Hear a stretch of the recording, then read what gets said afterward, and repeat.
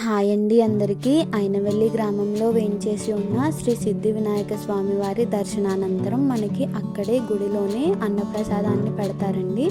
దాంట్లో మనకి ఈరోజు అన్నప్రసాదంలో స్వామివారి ప్రసాదం, అలాగే పప్పు, ఆనపకాయ కూర, దీంతో పాటు క్యాబేజీ కర్రీ కూడా వడ్డించారండి.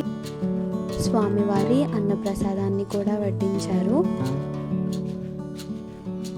ఈ ఆలయంలో మనకి అందించే ఈ అన్నప్రసాదంలో తప్పకుండా రోజు కొబ్బరి చట్నీ అనేది మనకి వడ్డిస్తారండి. దీని రుచి అయితే చాలా అమోఘంగా ఉంటుంది.